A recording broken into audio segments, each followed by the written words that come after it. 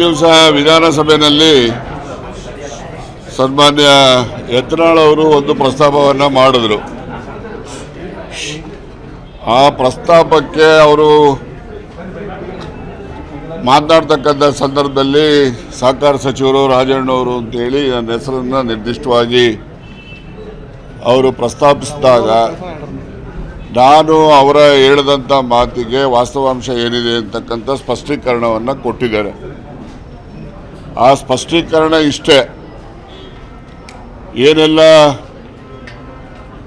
Pen ಡ್ರೈವ್ಗಳು ಮತ್ತು ಬೇರೆ ಬೇರೆ ರೆಕಾರ್ಡಿಂಗ್ ಏನೇನಿದ್ದಾವೆ, ಮನುಷ್ಯರ ತೇಜೋವಧೆ ಮಾಡ್ತಕ್ಕಂಥ ಕ್ರಮಗಳೇನು ಕರ್ನಾಟಕದಲ್ಲಿ ಇಲ್ಲಿವರೆಗೂ ನಡೆದಿದೆ, ರಮೇಶ್ ಜಾರಕಿಹೊಳಿ ಅವರಿಂದ ಹಿಡಿದು ಹಾಸನದ ರೇವಣ್ಣನದಿರ್ಬೋದು, ಪ್ರಜ್ವಲ್ ರೇವಣ್ಣನದಿರ್ಬೋದು, ಹಾಗೆ ಇನ್ನೂ ಬಹಳಷ್ಟು ಜನ ಶಾಸಕರುಗಳು, ಮಾಜಿ ಶಾಸಕರುಗಳ ಬಗ್ಗೆ ಈ ಪೆನ್ ಡ್ರೈವದ ವಿಚಾರದಲ್ಲಿ ಏನೆಲ್ಲ ಕ್ರಮಗಳಾಗಿದ್ದಾವೆ ಮತ್ತು ಎಷ್ಟು ಜನ ನ್ಯಾಯಾಲಯಗಳಲ್ಲಿ ತಡೆಯಾಜ್ಞೆಯನ್ನು ತಂದು ಅದು ಪ್ರಸಾರ ಆಗಬಾರ್ದು ಅಂತಕ್ಕಂಥದ್ದು ಮಾಡಿಕೊಂಡಿದ್ದಾರೆ.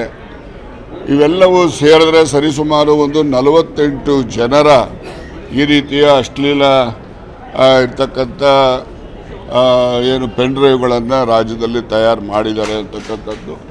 ಆ 48 ಸರಿಸುಮಾರು 48, ಇನ್ನೂ ಜಾಸ್ತಿ ಇರ್ಬೋದು ಅಥವಾ ಇನ್ನೂ ಸ್ವಲ್ಪ ಕಡಿಮೆ ಇರ್ಬೋದು. ಆದರೆ ಇದರಲ್ಲಿ ನಮ್ಮ ರಾಜ್ಯದಲ್ಲಿ ಇರ್ತಕ್ಕಂಥ ಎಲ್ಲ ಪಕ್ಷದ ಮುಖಂಡರುಗಳದ್ದು ಮತ್ತು ಇತರೆ ನಾಯಕರುಗಳದ್ದು ಅದರಲ್ಲಿ ಇದ್ದಾವೆ ಇರ್ತಕ್ಕಂಥದ್ದು. ಅದರಲ್ಲಿ ಎಲ್ಲ ಪಾರ್ಟಿಯವರು ಇದ್ದಾರೆ, ಈ ಪಾರ್ಟಿ ಆ ಪಾರ್ಟಿ ಅಂತ ಏನಿಲ್ಲ. ಹಾಗೆಯೇ ಕೇಂದ್ರದಲ್ಲಿರ್ತಕ್ಕಂಥ ನಾಯಕರುಗಳು ಎಲ್ಲ ಪಾರ್ಟಿಗೂ ಸಂಬಂಧಪಟ್ಟಾಗೆ ಆ ನಾಯಕರುಗಳ ಪೆನ್ ಡ್ರೈವ್ಗಳು ಕೂಡ ಇದೆ ಅಂತಕ್ಕಂಥದ್ದನ್ನು ಮಾಹಿತಿಯನ್ನು ನಾನು ಪ್ರಸ್ತಾಪ ಮಾಡಿದೆ, ಅವರು ಕೂಡ ಪ್ರಸ್ತಾಪ ಮಾಡಿದೆ. ಆ ಹಿನ್ನೆಲೆಯಲ್ಲಿ ನಾನು ಸರ್ಕಾರಕ್ಕೆ, ಗೃಹ ಸಚಿವರ ಗಮನಕ್ಕೆ ತಂದು ಅವರಿಗೆ ಒತ್ತಾಯವನ್ನು ಮಾಡಿರ್ತಕ್ಕಂಥದ್ದು ಅಂತ ಹೇಳಿದ್ರೆ, ಈ ರೀತಿಯ ತೇಜೋವಧೆ ಮಾಡ್ತಕ್ಕಂಥದ್ದು ಯಾರಿಗೂ ಶೋಭೆ ತರೋಂಥ, ನಾನು ಮಾಡಿರಲಿ, ಇನ್ನೊಬ್ಬರು ಮಾಡಿರಲಿ, ಯಾರೇ ಮಾಡಿರಲಿ, ಯಾವುದೇ ಪಕ್ಷದವ್ರು ಮಾಡಿರಲಿ, ಆ ರೀತಿಯ ತೇಜೋವಧೆ ಮಾಡ್ತಕ್ಕಂಥದ್ದು, ಬ್ಲ್ಯಾಕ್ ಮೇಲ್ ಮಾಡ್ತಕ್ಕಂಥ ಪ್ರಕ್ರಿಯೆಗಳೇನಿದ್ದಾವೆ ಇದಕ್ಕೆ ಅಂತ್ಯ ಆಗಬೇಕು.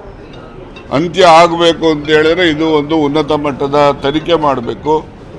ಆ ತನಿಖೆಯಲ್ಲಿ ಯಾರೆಲ್ಲ ಅಪಾದಿತರಿದ್ದಾರೆ, ಯಾರೆಲ್ಲ ತಪ್ಪಿತಸ್ಥರಿದ್ದಾರೆ, ಅವರ ಮೇಲೆ ಕಠಿಣ ಕ್ರಮ ಆಗಿ ಇದಕ್ಕೆ ಇತಿಶ್ರೀ ಆಡಬೇಕು ಅಂತಕ್ಕಂಥದ್ದನ್ನು ನಾನು ವಿಧಾನಸಭೆಯಲ್ಲಿ ಏನು ಯತ್ನಾಳ್ ಅವರು ಪ್ರಸ್ತಾಪ ಮಾಡಿದಂಥ ವಿಚಾರಕ್ಕೆ ಸ್ಪಷ್ಟೀಕರಣವನ್ನು ನೀಡಿದ್ದೆ.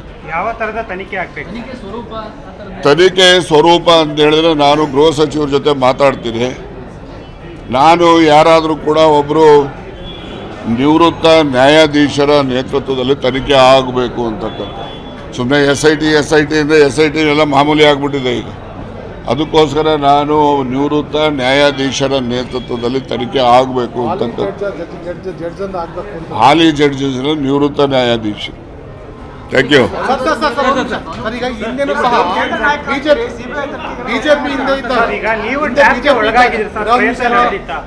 ಪ್ರಯತ್ನ ನಡೆದಿದೆ, ಆದರೆ ಆ ಒಂದು ಇದಕ್ಕೆ ಒಳಗಾಗಿಲ್ಲ. ನಾನೇನು ನಿಮ್ಮ ಮುಂದೆ ನಾಚಿಕೆ ಏನು ಹೇಳ್ಕೊಳಕ್ಕೆ ನನಗೆ ನಾಚಿಕೆ ಏನಿಲ್ಲ. ನಾನೇನು ಸತ್ಯ ಹರಿಶ್ಚಂದ್ರನೂ ಅಲ್ಲ, ನಾನು ಶ್ರೀರಾಮಚಂದ್ರನೂ ಅಲ್ಲ. ಜಿ ಕನ್ನಡ ನ್ಯೂಸ್ ಈಗ ನಿಮ್ಮ ಮನೆಯಲ್ಲೇ ನೋಡಿ. ಎಲ್ಲ ಕೇಬಲ್ಗಳಲ್ಲಿ ಈಗ ಲಭ್ಯ.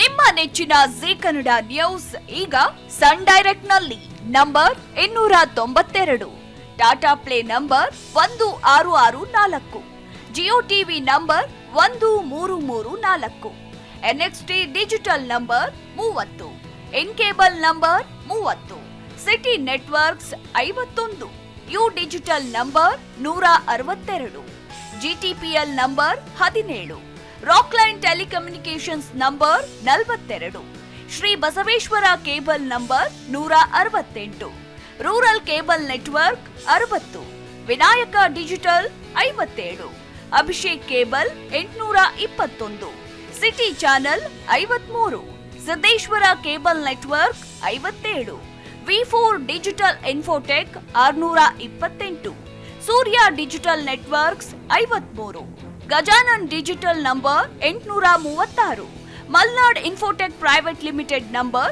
56, Metrocast number 830, Victory Digital number 167ರಲ್ಲಿ ನೋಡಿ ಆನಂದಿಸಿ.